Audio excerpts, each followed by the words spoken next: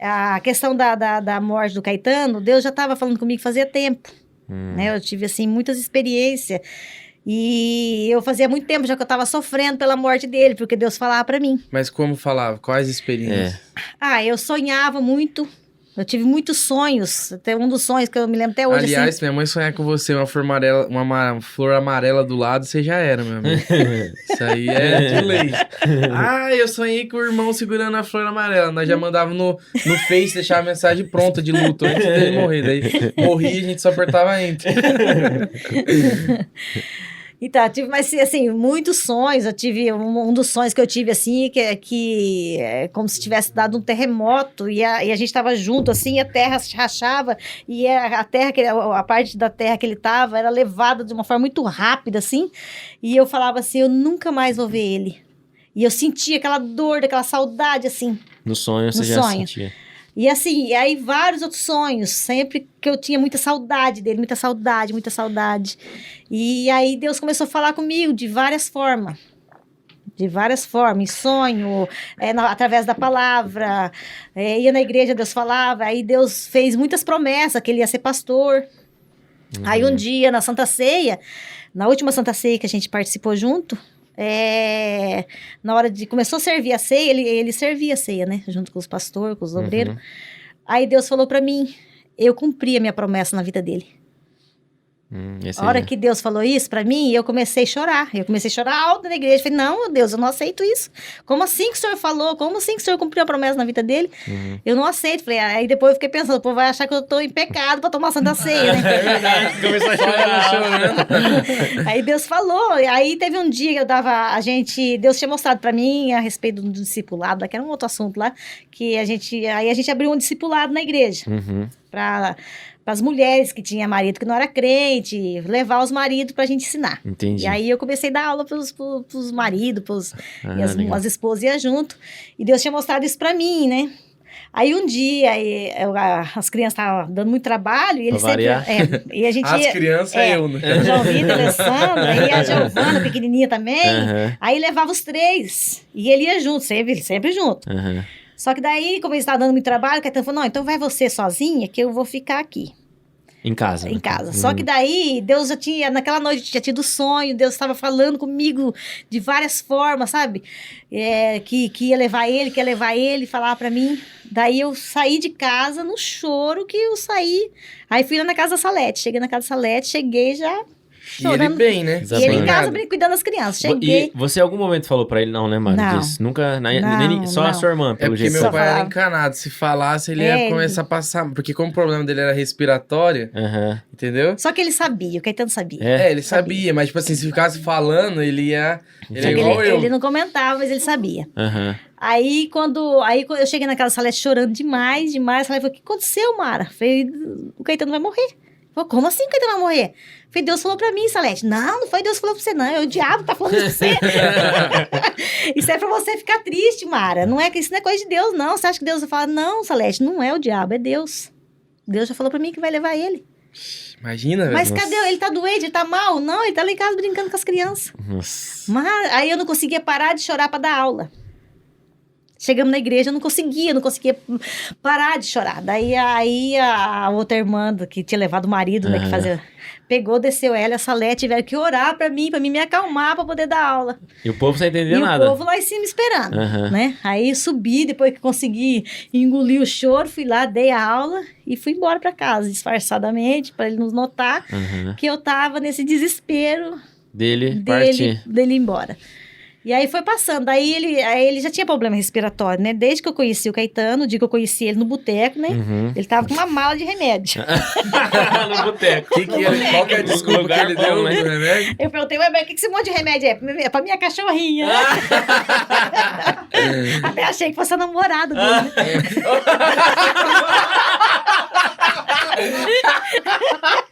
Sacanagem. Chamou de cachorro na tabela. Brinca. Aí tá. Aí, sim, ele sempre teve bronquite, sempre foi muito grave a bronquite dele, e ele fazia tratamento. Aí, depois de 5 anos com o mesmo médico tratando, o médico falou pra ele que as vias respiratórias dele, eu não sei muito explicar a respeito disso aí, mas ela tava obstruída, né, que fala? E assim, ele podia ficar 20% obstruído, tava 80%. Nossa. E a outra, parece que é 2, assim, né? E a outra, que podia também estar 20, tava 60%. Aí o médico falou pra ele, se você tiver uma crise, você morre. Nossa. E aí ele murchou de vez. Aí ficou, aí a luta aumentou, né? Porque daí Deus já tava falando.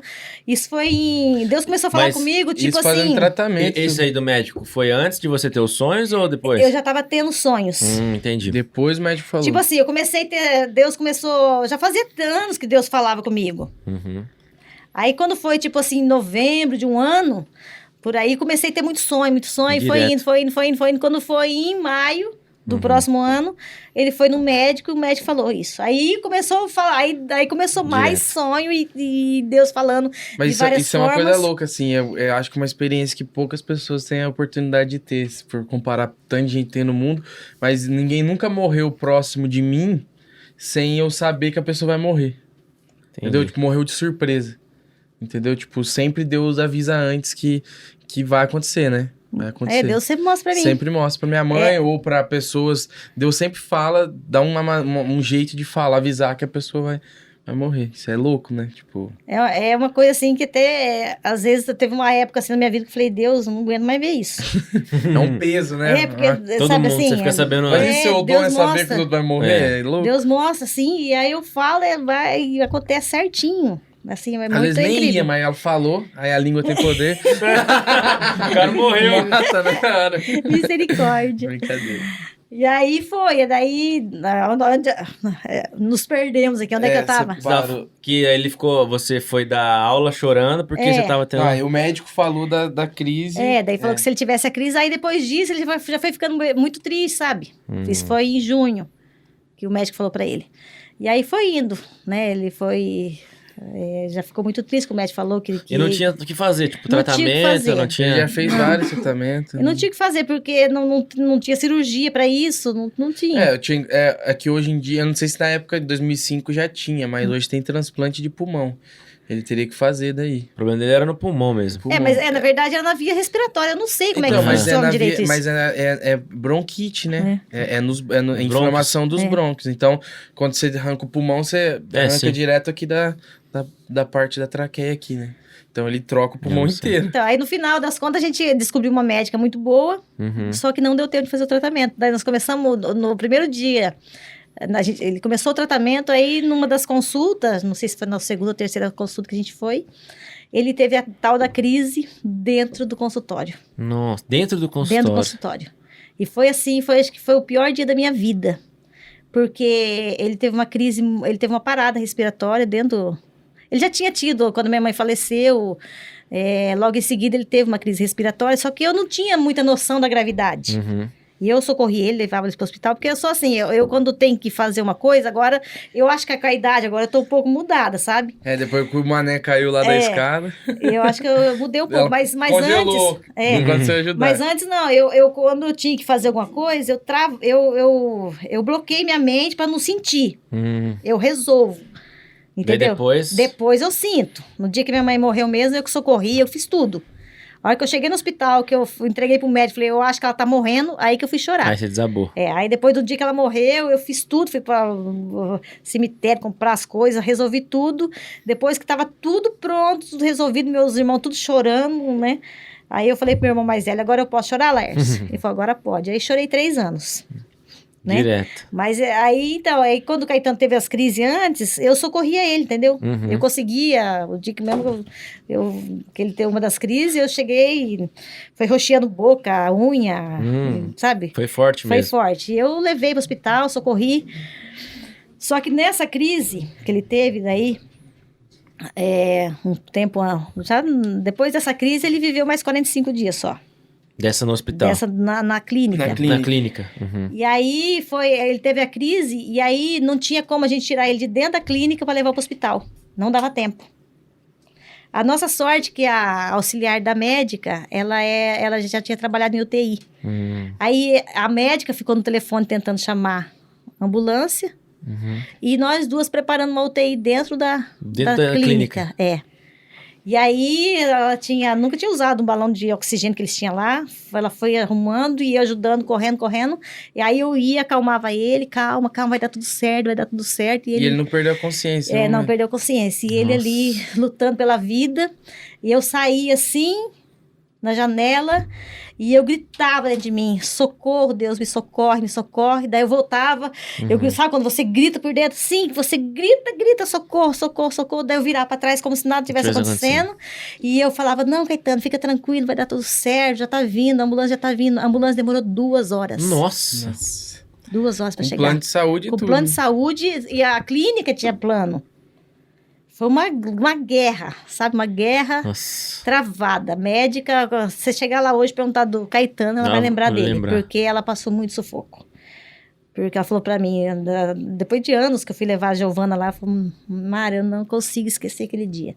É porque pra eles deve ser uma coisa muito incomum, né? A pessoa quase morrer dentro da clínica. E o Caetano, assim, não é porque foi meu marido, não, mas o Caetano, ele tinha uma coisa, assim, que ele era uma pessoa, ele era meio quieto, sabe? Ele brincava muito comigo. Mas, assim, se ele chegasse no meio das pessoas, ele era muito tímido. Entendi. Só que ele tinha uma natureza tão boa que não tinha quem se aproximasse dele que não gostasse demais dele. Até hoje o pessoal vem falar, gente que eu nem conheço vem falar. Todo mundo fala dele, sabe? Todo mundo tinha um respeito muito grande. Ele era uma pessoa de muito respeito, muito honesta, extremamente correto com tudo. Sem meia conversa. Ele não dava um prejuízo para ninguém. É uma pessoa que ele nunca, acho que deu um centavo de prejuízo, nunca. Nem crente, nem não crente. Ele era correto com as coisas. Então, ele sempre teve assim, uma forma muito... Tudo que era dele era de todo mundo, mas ele não pegava de ninguém. Nada emprestado. Entendi. Para pegar um negócio emprestado de alguém... Um dia ele pegou o radinho do pai dele, levamos pra praia. Estragou. Chegamos lá, radinho 110, ligou no 220, fez uma pasta. Explodiu a casa, o rádio. Aí nunca mais, né? Já não pegava. Então é assim, e aí ele teve essa crise dentro da clínica. E aí chegou a ambulância, depois de 2 horas, levaram ele pro hospital. Chegou lá, né, fizeram todos os procedimentos que tinha que fazer, ele voltou, né, saiu daquela crise, mas aí deu lá que ele estava com pneumonia, ficou internado, aí ficou uns dias internado, e aí deram alta para ele, aí foi para casa. Aí foi aquela vez que ele foi com que ele andava com o soro e tal. Não, essa foi a primeira vez que ele foi internado, ele não foi com soro. Na segunda depois. Na segunda vez. Aí ele foi para casa, só que daí... eu sonhei que a gente estava andando e a gente estava numa favela e ele caiu. E ele caiu com a Giovana no colo. A Giovana era neném, a Gigi era neném, né? E aí, não, ele caiu e eu tava com a Giovana no colo. E daí eu não conseguia socorrer ele. E aí, a hora que eu ergui ele, no sonho, assim, no sonho, ele tava cheio de sangue na boca. E eu gritava pedindo socorro, ninguém me ia socorrer. Eu acordei com aquilo. Falei, meu Deus, o que vai acontecer? Aí, voltamos. Não, isso foi depois. Entendi. Antes eu sonhei que ele tinha... não, foi assim mesmo. Foi tanto sonho. E aí, voltamos pra médica. Chegou na médica, pegamos o exame, voltamos. A hora que fizemos o exame lá, o médico que fez o exame já ficou apavorado. Você tem que levar agora o exame pra médica, tem que levar agora. Aí saímos da clínica já fomos direto pra médica. Chegamos na médica, a médica falou assim, pode ir pro hospital. Nossa, tava bem comprometido. Já tá com os 2 pulmões. Aí levei pro hospital, aí já fomos chorando pro hospital. Ele também, já. Ele também. Aí já fomos chorando pro hospital. Ele já sabia, né? Ele já sabia. Porque, tipo, todo mundo, quando o médico olhava o exame, já falava. Assustava, né? Assustava, o pessoal assustava demais. Não tinha o que fazer, entendeu? Aí ficou internado mais um tempo. Daí o Unimed mandou ele pra casa pra cuidar em casa, o Dom. O Dom. Até hoje existe, né? E aí foi o seguinte, aí o que aconteceu? A favela. É porque eu tive um sonho que na verdade, foi as 2 vezes que ele foi internado no seguinte. Aí ele ficou internado no pior lugar do hospital. Ah, entendi. Entendeu? É como se fosse a favela do hospital evangélico. Ficou ali. E aí ficou ali um tempo, mandaram pra casa de novo. Aí começou o tratamento em casa. Que é a Giovana. Aí nesse tempo a Giovana ficou doente.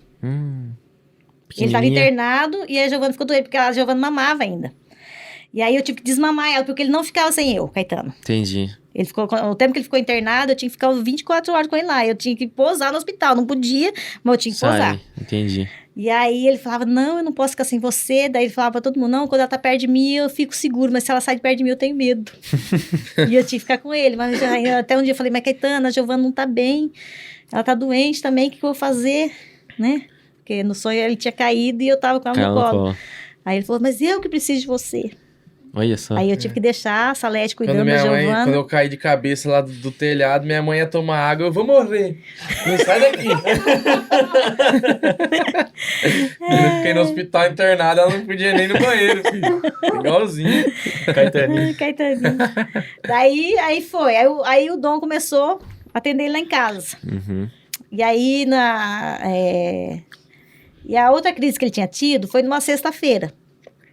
As duas primeiras, a primeira crise foi numa sexta-feira, depois a segunda na sexta-feira, e depois de novo, na quinta-feira, ele foi tomar banho, né? Eu fui ajudar ele a tomar banho, porque ele não estava nem conseguindo mais tomar banho sozinho, eu fui ajudar ele a tomar banho.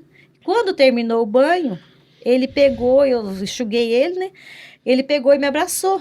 E o Caetano, ele sempre foi uma pessoa muito amorosa, mas ele agia com amor. Não era muito de contato. Ele nunca falou. Eu perguntava pra ele assim, eu falava, eu te amo, e você me ama? Idem. Eu não falava. Ele não falava. Você me ama, Caetano? Idem. Idem. E tirava sarro de mim. Então ele tirava sarro de tudo em mim. Entendi. Mas ele nunca falava assim, né? Aí naquele dia ele pegou, essa hora que ele saiu do banheiro, ele me agarrou. Uhum. Ele me agarrou e me apertou assim. E começou a falar, Mara, que saudade, que saudade. Começou a falar e chorar. Que saudade, Mara, eu te amo. E me agarrando. Falei, mas por que você tá com saudade? Eu tô aqui, você tá com saudade? Vai ter saudade de alguém que tá aqui com você? E aí foi. E tem um CDzinho que ele sempre ouviu muito, a gente até hoje é fã.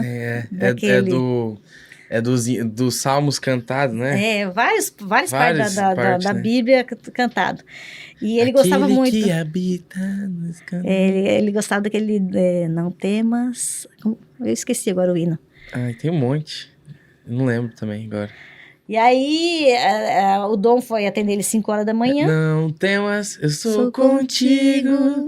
Não te assombres, porque eu sou teu Deus. É que naquela época parecia que tinha só 2 CD, o do Wagner Roberto e esse.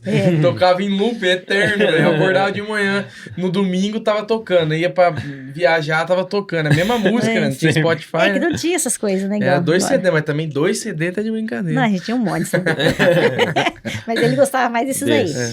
E aí, o Dom foi atender, né, 5 horas da manhã, e atenderam, umas 6h30 foram embora. E aí, todo dia, né, eles vinham, atendia ele, eu ficava com ele atendendo, depois eu ia para orar. Uhum. E aí, a Alessandra acordou, e aí foi eu e a Alessandra para oração. Vamos orar, a Alessandra já era pequenininha, tinha 9 anos. Mas era bem grandinha, né? E aí, deixamos ele na sala, tomando soro, e fomos pro quarto. E ele dormindo pra variar, né? Já me dormindo, a Giovana dormindo. Depois eu vou contar a história da polícia. Da polícia. Da polícia. Aí ele ergueu muito som. Ele? Uhum. Aí eu falei, nossa, mas por que o Caetano tá fazendo isso, né? Tá vendo que ele tá orando, erguendo o som assim. Aí eu peguei e levantei, me acomodei com o som alto. Nesse hino. Aí quando eu cheguei na sala, ele aumentou o som pra sufocar o choro. Pra mim não ouvir ele chorando. Entendi. Aí, quando eu vi ele chorando, a Alessandra já levantou e foi. Aí, nós 3 se abraçamos na sala e choramos.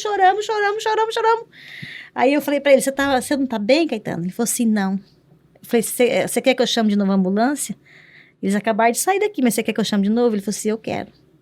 Aí, eu liguei pra eles, 2 minutos, eles voltaram. E daí, essa parte eu tava. Aí, eu acordei. Uhum. Aí, eu vi ele, na verdade, eu acordei, eu tive a última memória dele. Que eu tenho, assim, acho que tenho mais uma depois que a gente foi visitar, mas eu já não lembro se é antes ou depois. Nós foi visitar uma vez lá no hospital, né? Foi. Mas foi antes, que ele tava no quarto. A última memória é que daí a ambulância chegou, aí eu acordei, eu olhei pra fora, tava uma ambulância lá na frente. E naquela época, assim, eles não falavam muito que era grave a doença, né? Porque eu tinha 7 anos, mas eu lembro, tenho as memórias. Aí eu desci a escadinha e eu vi o tubo na boca dele, assim, e daí a cara dele, assim, e daí fechou a porta e nunca mais eu vi ele. Daí, aí ele ficaram atendendo ele na frente de casa lá, e eu fiquei com as mãos, assim, erguidas em volta orando. que daí não podia entrar. Uhum. Aí eu catei o carro e fui atrás da ambulância. Levaram ele. Quando chegou lá, a médica já veio para atender. Aí a médica perguntando o que era. Só que dentro do meu coração eu pensei assim, não, é porque hoje é sexta-feira de novo. E eu acho que ele encucou esse negócio de sexta-feira que vai ficar em crise. Porque ele tem a bronquite, ela mexe muito... né? a bronquite mexe muito com a cabeça, né? Sim. Falei, vai ver que ele tá pensando que porque deu sexta-feira de novo, Sexta-feira tá vai com ficar. problema de novo. Só que daí, a hora que ele entrou, ele ficou na maca assim, daí ele falava pra mim assim, canta pra mim, Mara, canta pra mim. Aí eu começava a cantar hino pra ele, cantava hino, terminava o hino, ele falava, canta pra mim, canta. E eu ficava cantando. Eu tinha que ficar pregando pra ele o dia inteiro, lendo o livro o dia inteiro, falando de Deus pra ele, falando de Deus pra ele. E aí, a médica foi pegar os negócios, umas fichas lá, não sei o que lá, ele tossiu. Quando ele tossiu, eu limpei a boca dele assim, a hora que eu limpei assim, o sangue. Aí você lembrou. Aí eu peguei, abaixei e fiquei cantando. Aí quando a médica chegou, eu só abri assim pra ela. Ele não viu, Ele então? não viu. Aí quando eu abri assim pra ela, ela Já era um monte de sangue, ou não? um monte de sangue. Ela já saiu assim, me chamou e falou pra mim assim, ele tá com embolia pulmonar. Aí eu não sabia nem que era embolia pulmonar. Aí ele pegou e já falou, nós vamos ter que fazer um procedimento aí, só que ele tá correndo um risco seríssimo, mas nós vamos ter que fazer.